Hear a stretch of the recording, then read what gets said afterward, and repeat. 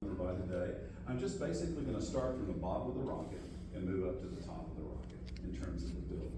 So basically, you've got your first stage S1C, you got S1C, S2 interstage, second stage, third stage, IU, and service module, command module, the launch escape system.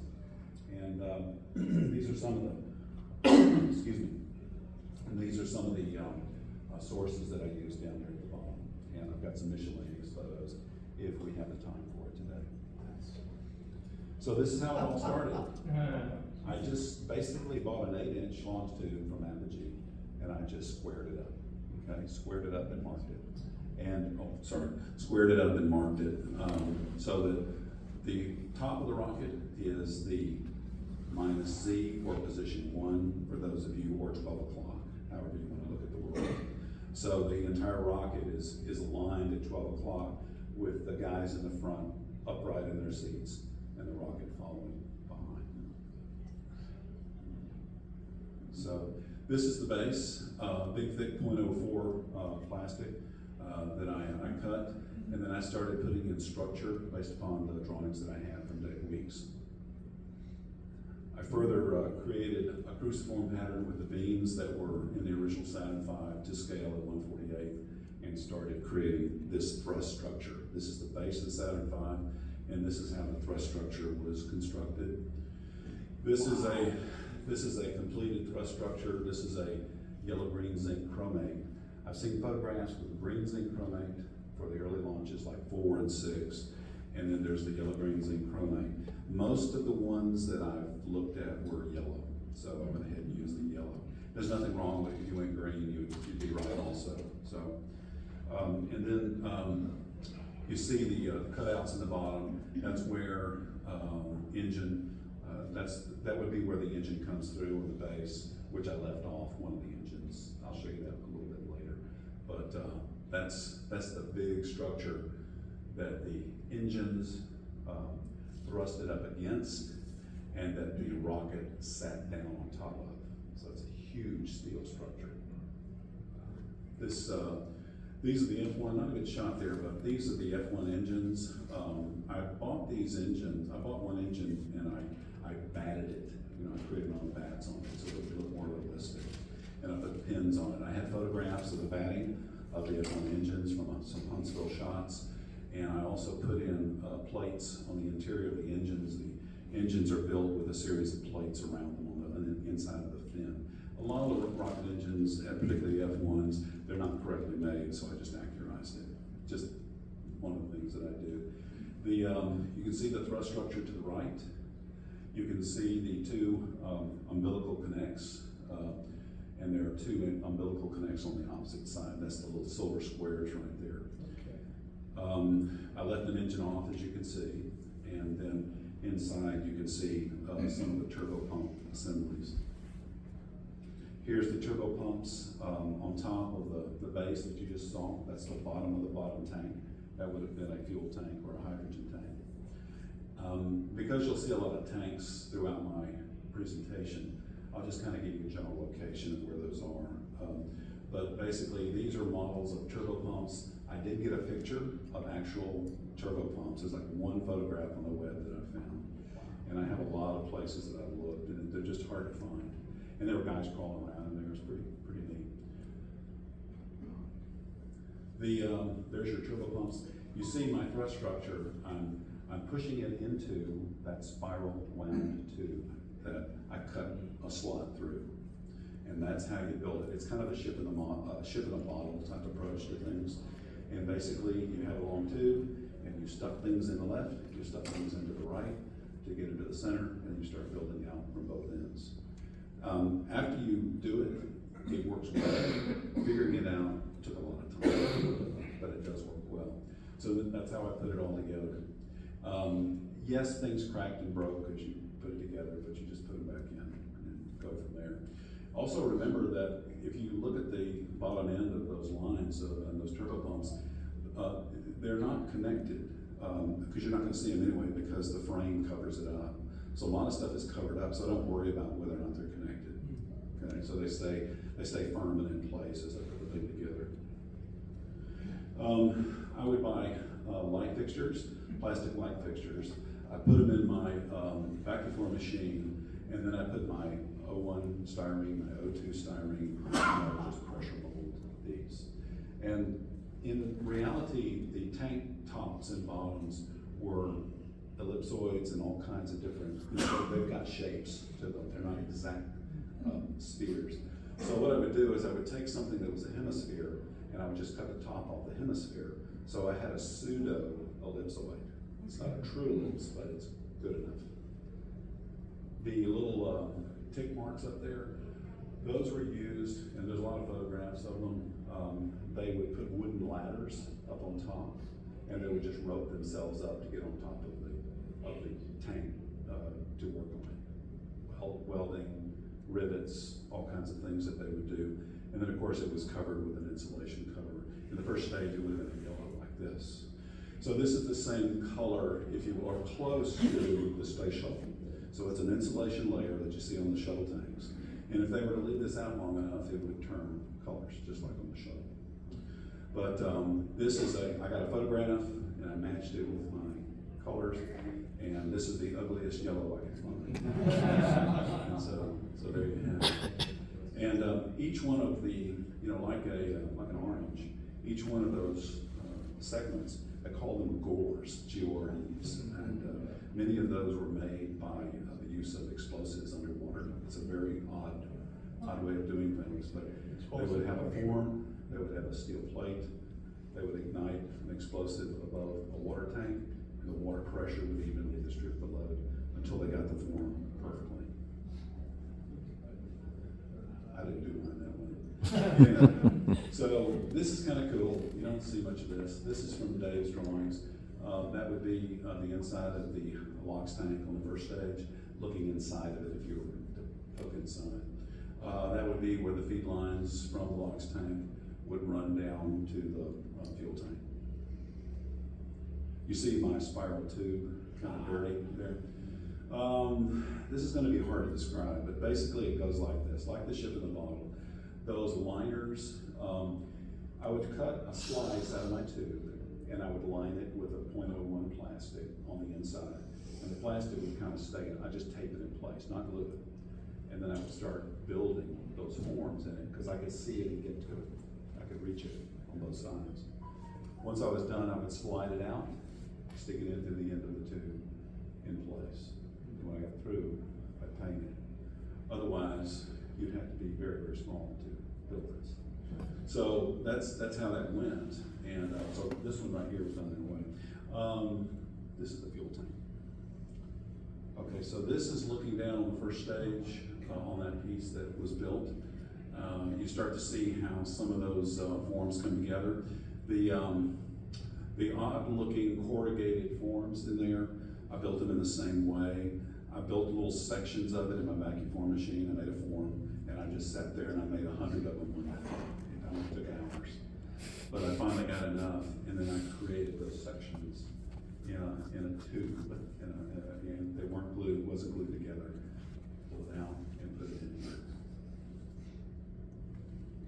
Here's my vacuum form, and there's the sections, the segments.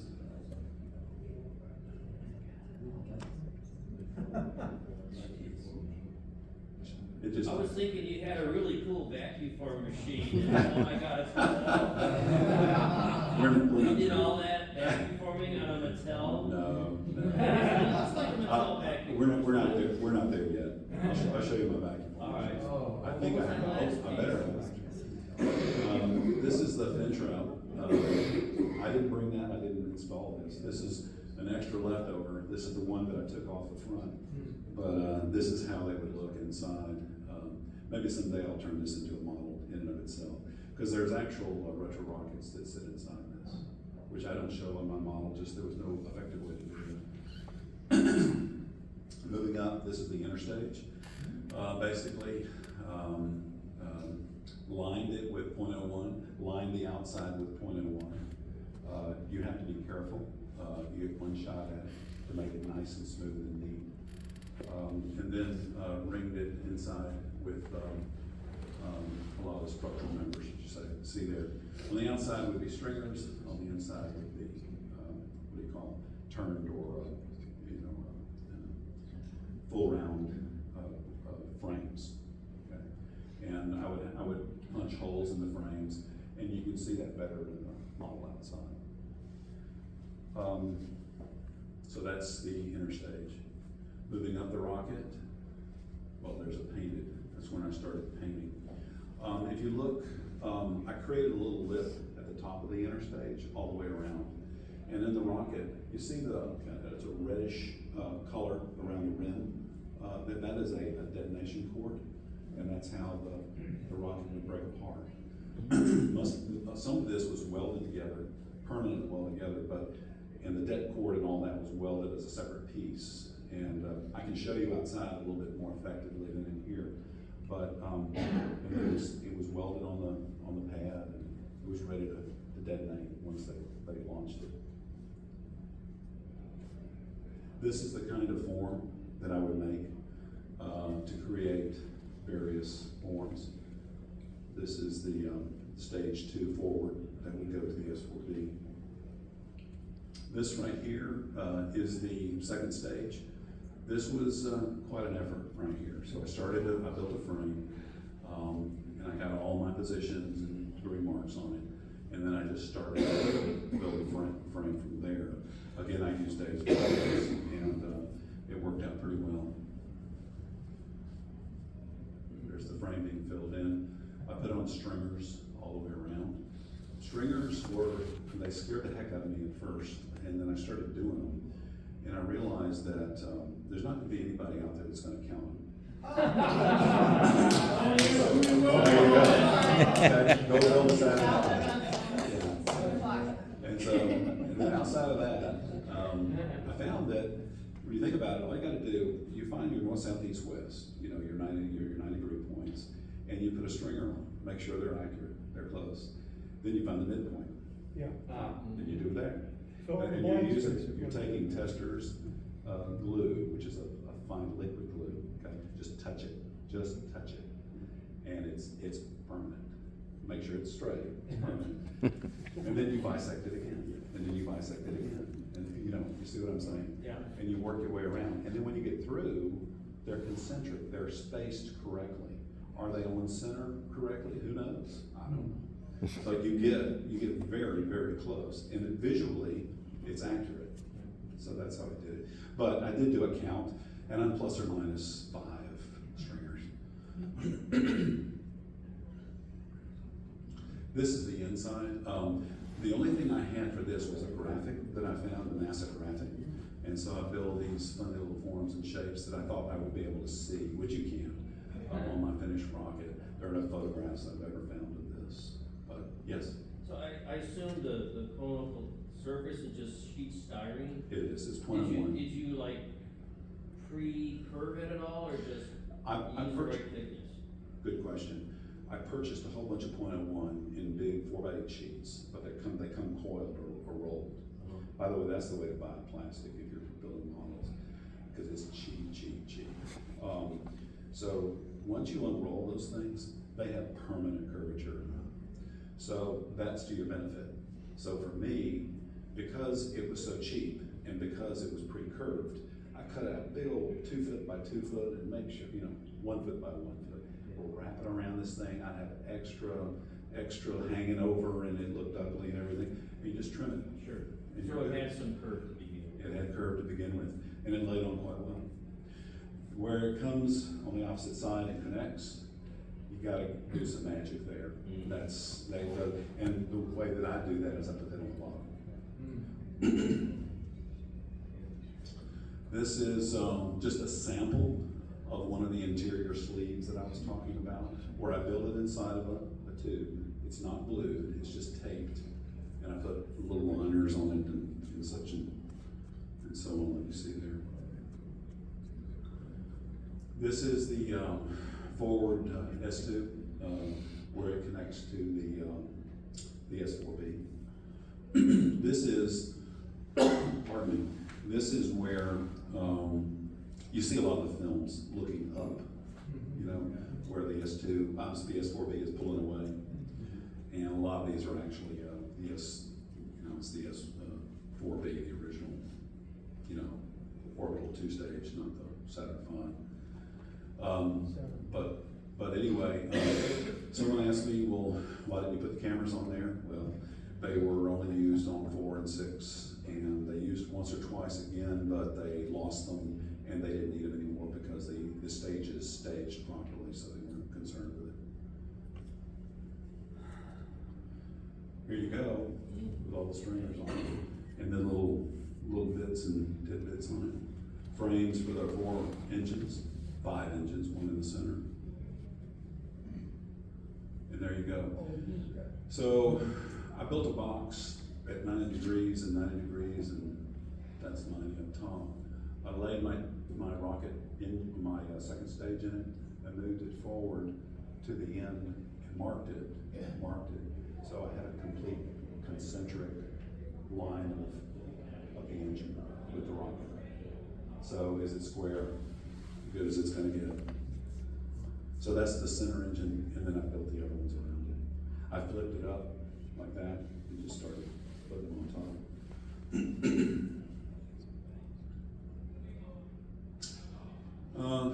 An odd shot, but that looks down through the second stage fuel tank with all the detail in it, down through the thrust structure, and you can kind of see the engines in the far back side of that.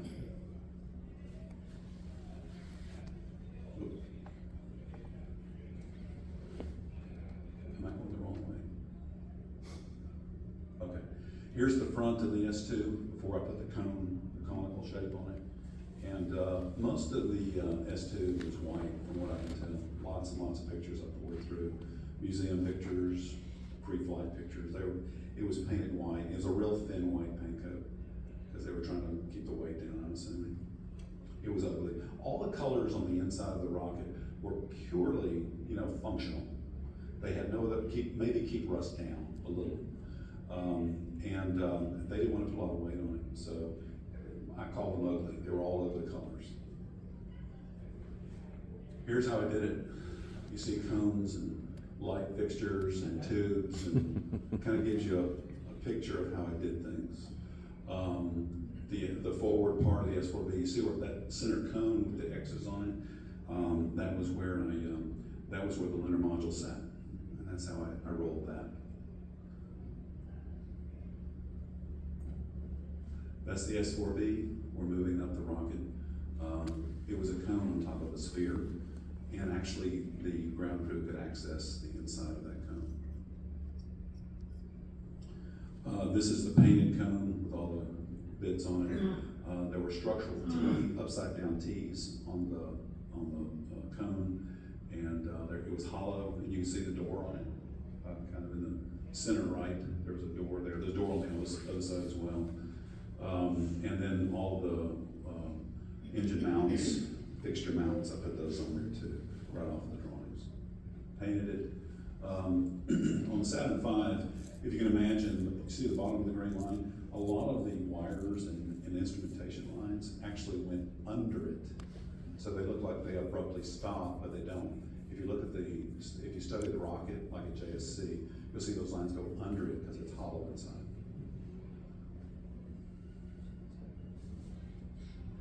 So here was the tough part. I waited a long time to build a Saturn V because I never had a good J2 engine. There was a lot of shapeless blobs out there that they called J2 engines, but I never liked them. I got a guy, I drew up a J2 with a real tight knife edge on it, and I had a guy that did a 3D print for me. He just made one of them. I tried to get him to do the upper part with all of the lines, the liquid oxygen lines and so forth, but he thought that was too complicated, so I had him do one of these, and then I got it, and it was just perfect, and I bought a bunch of them. So those are my J2s. So I built this little structure. I used, when you get down into details like this, you kind of have to fake it. So I made decals for those rings. So unless I told you, and unless you look close, you wouldn't know. So that's kind of how I did it. The red thing in the middle, that was kind of a gasketed, it's a heat temperature gasket, for the engine to sit on. In the back, you see a little bit of red on the back. That was jacketed. That had a fireproof jacket. And so then I placed those on top of my new nozzles. And there you go. That's the family right there. You've got 5 of them coming, just like SpaceX, building rocket engines. So this is the inside of ES4B. We're on the 3rd stage, and I took a lot of pictures down at JSC of the inside of that, and the structure that you see and those forms and things. I'm pretty darn close to what I saw down there. There's no drawings out there, and Dave Weeks stopped at that point. He didn't do any more. So I was able to get some good shots, and the frames are fairly accurate. The work at the bottom, that was hard to do. Here's some more pictures that I did. A lot of this gets hidden. That's the inside of the fuel tank of the S4B. Not a good picture, but the reason I showed that was, well, this one's better. Okay, you see the alligator scales inside. So the way I did that is I took a .01 sheet, put it on my drafting table. I cut up about 100 pieces of squares from sprue. I laid it out, north, south, east, west, vertical, 90-degree angles. And I started moving my protractor, my angle across, and started gluing them on. Just touching them on like this. They were all square, they were all true. And I took it, flipped it 45, and cut it. And so now you have diamonds. And those are stuck inside. They actually glued in quite well. They went really. The diameter of the tube is getting smaller, the rocket's getting smaller, and it's a little easier to handle. The spheres on the inside are helium spheres, the pressurization spheres, and the ones on the left, on the bottom, are also helium spheres. They ran instrumentation. A lot of you guys might know a little more about this. I think someone asked about the turbo pumps. I think they actually start with the turbo pumps, but I'm not certain on that. But someone might know. Might just be pressure from the locks or pressure from the fuel that starts the turbo pumps. There you go. Took a long time to do. You don't sit down and do these. It's an hour here, and then 2 weeks later another hour, and a month later another hour. There's the fuel tank completed. The top, the reason I show this is because the top is the common dome. So you've got fuel, hydrogen inside this tank, and then locks outside, on the top side of the tank. Very few pictures of this. I felt like I got fairly close to it. It's blanket looking, okay? And it's in orange slice segments. It's got one color and another color and another color. I've got some pictures of the Smithsonian, but it's just a little cutout. So colors I'm close on. I've got a couple of pictures like this, and it's as good as I could get. And it looks blankety. I don't know how to describe it. It's like a pool, like a swimming pool, for kids. It's like a big plastic gasket over the top of it. So that's all it's the best way I can describe it. We're looking down on the top of the tank of the S4B, and the gold ring, that's your instrumentation unit, and the instrumentation unit was covered in gold foil all the way around, or gold cover, because that was basically an air conditioner. Okay, so your instruments were inside, so it kept them cool as they went up. And that's also where the legs would seat. Did you buy orange foil or did you paint it? I bought orange foil. I use the kind that you find in those space blankets. And I do something that most people don't. And that is I spray paint my gold foil flat. Because it looks better to me. And number one, your gold foil is not going to be and that flashy at that scale. Some might, but I would challenge, you know, you to show me the difference, because here we go, you know, on orbit pictures, no atmosphere and colors, and it gets crazy. So you just make a determination. And I chose, because it's hidden, tucked inside the rocket, that I wanted someone to see a hint of gold, but I didn't want that flashy look, because it looked like I screwed it up, or someone didn't, it just doesn't look right to me, to the eye. So that's just an artistic taste, a part of mine, on the way that I approach these. That's just a view. If the lunar module was not in there, the leg of the lunar module would seat right down here in the bottom. If it were not in there, that's what the S4B would look like. It's all painted, and the gold is in there. I had not spray painted the gold at that point. See how flashy it kind of messes up the stuff. Okay, I built this, I built two of these. Covering it now, that's the instrumentation unit, it's upside down. There's the other one I built. The one on the right is a wireframe.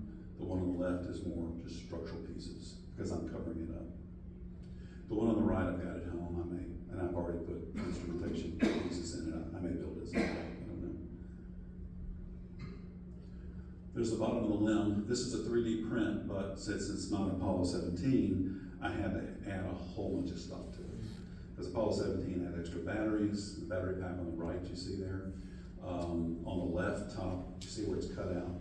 That's where the rover would fit. A lot of little pieces on it. I had to cut off a lot of the legs because Apollo 11 and Apollo 17 and the long duration flights had different legs that were shaped differently. So I cut those off. So I had to do a lot of work to this. There's the top of it. Apollo 17 had the two pieces, they're like frames that they would put on the rover, or pull off and put on the rover. And that's what those are in the bottom left-hand corner, batteries up on the left. There it is, upside down. You see the discoloration on the descent rocket, descent engine. The band right there on Apollo 17, it was a foot longer than the other flights. And the reason is when they landed, it was a heavier rocket, it was a heavier lunar module, long duration. When it landed and they cut off the engines, there was the chance that that longer engine might plunge into the lunar surface, thus shoving the engine up into the first stage, the second stage, the guys were in. So they built this extension, and it's collapsible. And there's a photograph of it collapsed on Apollo 15, if you look at the pictures. It worked.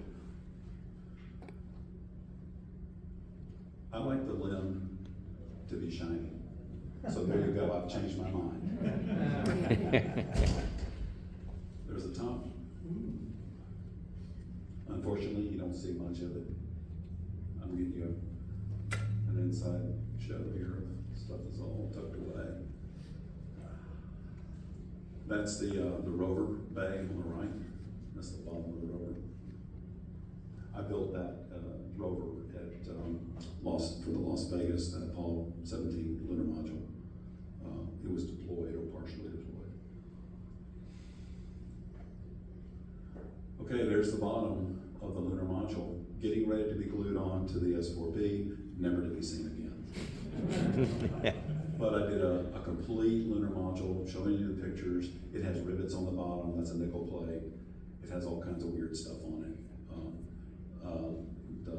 The landing pins are tucked up underneath the leg. You know, they come out when they land. And you see the radar, and so forth. Okay, there's the first stage, the bottom stage of the limb, placed inside of the S4B frame. See how it fit? It worked out real well. And that's the Apollo 17 cruciform configuration. That's out of there's a series of drawings out there that shows you the tops of these limbs were different from mission to mission, just like some of the exteriors. That's if you were in the limb looking up, or from the S4B looking up, that's what you'd see before I painted it. The limb adapter. Just some fit ups here prior to finishing. I did a lot of this where I created these oddball forms, and I would make doors and I would make access points and things that were shaped to the cones and the half spheres, and it got crazy after a while, just odd shapes all over the rocket. Vacuum form to make the parts for these. And there it is. I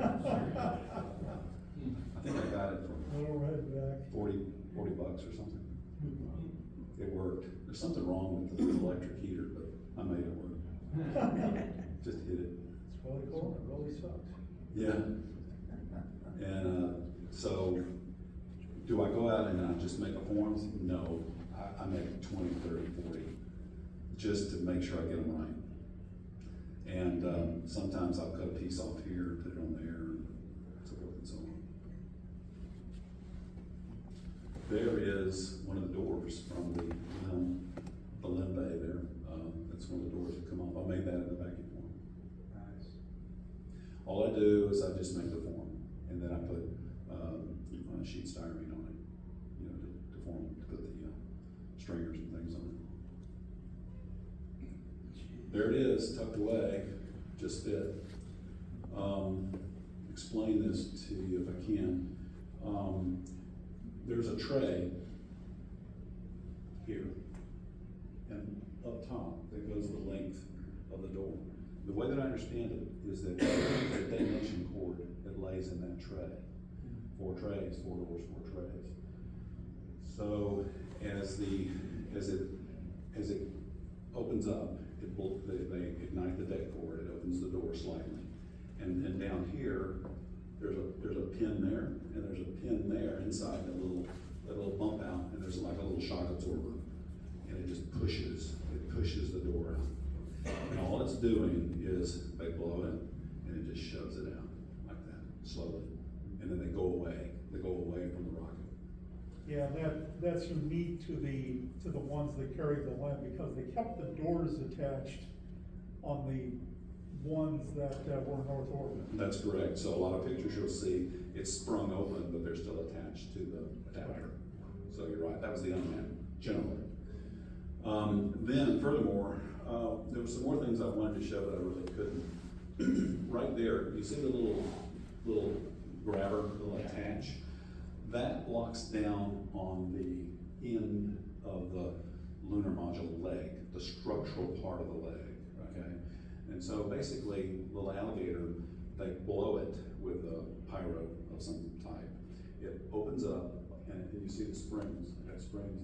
So the springs open up, and that releases the limb, so they can pull it out. There is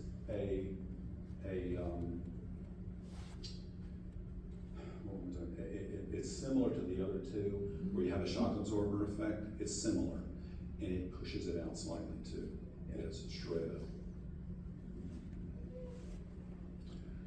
Okay, there it is. There's the instrumentation unit. I've sprayed it. It's not as shiny. I like it. It's perfect. Looks good. This is my little side venture. So inside the door, there was on the top, and you can see it on my rocket outside, there's a door. It was an access hatch, and it allowed you to get inside.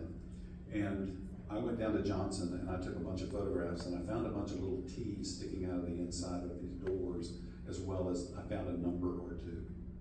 And you gotta really look close. I wish I brought the photo, but I didn't. I replicated that effect here, and they would come in and they would attach these scaffolds on the inside, so that they could access the limb while it was on the pad. Okay, In so one those case- are little worksite platforms that Yes. they stick inside. Yeah, and there were several layers, and there were stairs, and I talked to a guy at the 19 Nats, who actually climbed in there, and he worked on the limb, and he says, yeah, that's what we did. So I made this just because it seemed appropriate. You see the dead cord line, you see electrical lines going up to the service module and command module. How am I doing on time? Am I okay? Got about 9 minutes. Hey, right on time. Yeah. Just about. Gotta cover the command service module. There we go. Here's what I rarely see done on the service module. There is a splinter pattern of layers on the service module, and those are cork, and they benefit. It was a heat issue when they were in the upper atmosphere. There was a thermal and heat friction issue, and also the thrusters would fire, and they would provide a little bit of protection. So I put those splinters on my service module. I stripped the entire, I think that's a dragon. This is my favorite part, which got hidden away, and I'm so unhappy about it. But this is the center core to the service module. This is where the engine sat. That's the primary And structure. there's my engine. Wow. So I did good on that engine. You can't see it, but of my whole rocket, I'm really proud of that. It's one inch wide, it just tucks right in. And it fits inside that tube. There you go. Helium tank at the top, wires, lines, et cetera, et cetera. Photographs show that those were blue electric lines, pneumatic lines, so I put those in. Anyway, I thought it came together well. And it kind of fit in like you see there. These are just fit up pictures. This is the top of the service module. I copied a lot of detail from photographs, some that I took at the JSC when they renovated it, and some that were online. There are thermal blankets up there, there's instrumentation, there's a lot of wires and lines and instrumentation lines and so forth and so on. I couldn't show all of it, it gets crazy, but see the image up top? See how nuts it gets? But those are mine, and I had two. Like maybe I have more. And then I put some wires in to just kind of give it a sense of where some of the major lines are. If you start getting into other lines in these spaces, when you replicate them, they're like 0.005 in diameter. It gets to the point where you can't work with it, you can't see it when you build it. So I just kind of stop at a certain point. It's pretty close, pretty true. What I want to point out on this picture, there are three. These are the pads where the command module sat, and the bottom there's a bolt. There's a bolt, and on the top of that they had a cutter and would cut the bolt. The bolt went all the way up through the command module heat shield. I didn't know this until a month back because I thought it would burn through on reentry, but it just cuts the bolt off. The bolt is there. You can see it at some So of the the head of the museums. bolt was still in the heat shield. Yeah, you'll see it, look in some of the museums and look at some of the heat shields, and you'll see there's a photograph of one of the bolts sticking out. Interesting. Now, I don't know if that was a reentry from Earth orbit or back from space, which is a faster reentry, but you know, it's one of those. Somebody did the thermal analysis and determined it would survive, so. Some people will buy parts like this, 3D printed. I do not. I just build them. That's the instrument bay for Apollo 17. And that's where I put it. And then I built my own instruments, put them in, filled it out, so forth and so on. That's where their feet would go. See the little place right here? That's where he'd be sideways with his boots in. And there's a little arm that he tracks down. That's when they're changing out film reels and things like that. There's a lot of instrumentation. Okay, I experimented with the service module engine. I was never satisfied with images and pictures or models that I'd seen, so I just played with colors and metallics, and this is just playing around. Okay, this picture shows the Yagi antenna in the center, and it shows the two left and right antennas that were used in orbit. On my model outside, they would be, scale-wise, they'd be twice that long. But I cut them off because they would have extended slow, and it's you know, presumably how it would look. See, you can see my cameras, thrusters, and also don't forget that the service module had position lights on it. It had red and green, just like an aircraft. red, and I have them on my kit outside, you can see them on my bill. I don't have good pictures here. Red and green, and I think there's some ambers and there's some whites, but there's a whole. Okay, this was fun. So, I built this, just get this a better picture. There we go. I built a tub, okay? And so in the tub, I put parts that I got from the 3D images of the inside of Apollo 11 of the Smithsonian, which is available online. So I looked at them and I just replicated the forms and shapes that were under the couches. Didn't know what I was going to see once I finished, so I wanted to see everything. And I put some decals on. That's a 3D print part, but I also added, which you cannot see here, it's on the build. I put there's hydraulic lines on it too. And by the way, you can't see it well, but one of the struts is painted white so that they would know it goes here. Otherwise, think about it, you're in orbit upside down in space. Which way does this thing go? And it's white to white, and everything else matches. So they color code. They color coded it. That's the inside of the capsule with a hatch. I don't remember using this particular one. I made a bunch of them. But there's, this is one of my favorite parts. I started out with a half of a seat, which someone 3D printed, and it was fairly accurate. And so from that, I just replicated it across and built the rest of it. It's not that difficult once you have something to start with. At least it's a repeated pattern. It's a repeating pattern. And then the seats, which actually were leather and look like leather, I made those with tape. I put tape down on a piece of styrene, just lightly, cut them out, lift them up, put them on. It's just like it's a perfect fit, and it sticks. Then you paint them, and they look like leather. There you go. I got the lines coming down. They're oxygen lines. They're communication lines. Struts. Buttons on the leather of the seats. And the feet rests. And then, this.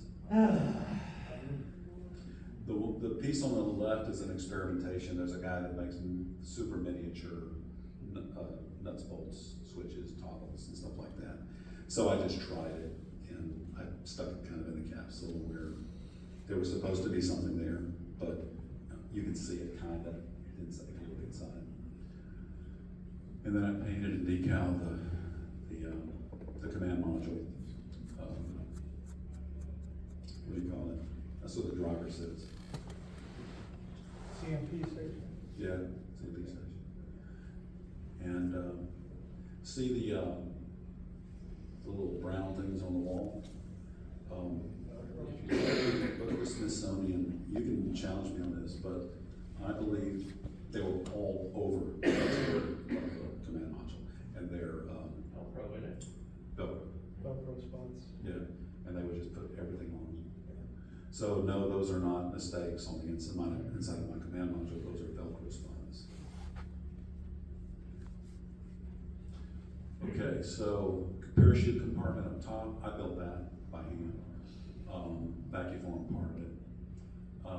The foil, the trick with foil that I would suggest is that at these scales, 48 and then maybe smaller, crinkled foil, batting and things like that are going to have a texture that's tighter than just taking your foil and scrunching it up as you put it on.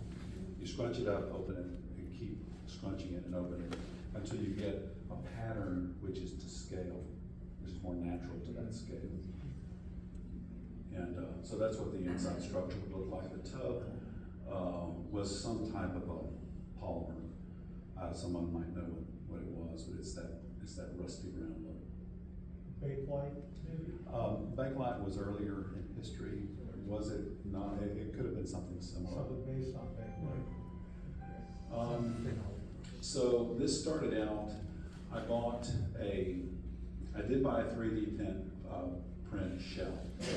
But I cut it all up and threw it away and do mine. So what I have here on the right is the barrel off of the Rebel kit. Okay, just the barrel.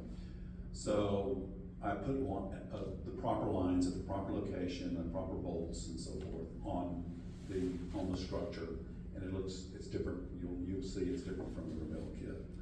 And then I also put you see these little bolts and it's like little feet locations on the structure there. I found those at JSC, and whether they were used for accessing this as a display or whether it was on the original rocket, I don't know. But I went ahead and put them on there. And my wiring, you'll see that there's a wiring that runs down. There's a big bus. See where the engine nozzles are? There's a big bus. It's a round bus that you never see on models.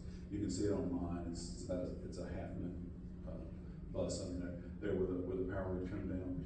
And there were pyros, of course, where the legs came inside and connected to the command module.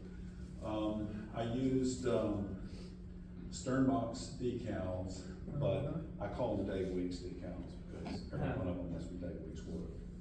But they're pretty good decals. You can read them. And so I put them like in those blowout holes there where the thrusters would fire. The thrusters could fire, you know, if that jacket was still on top. And so that was made available for them. That's my understanding. So here's my custom inside of a launch escape system.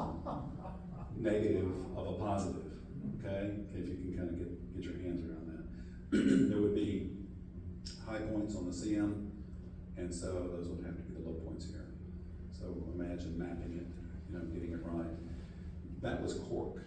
It is my understanding from what I've read that was cork, and there's a couple of photographs. It's a dark brown photo, maybe rusty to brown, a picture or two of it. And so I built this. Oh, there's the front of it. I customized that too.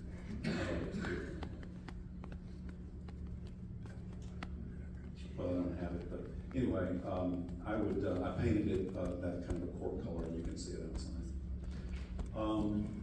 There it is, and there's the other view. I have it all stacked, pushed together. See the boards are pushed together. Okay.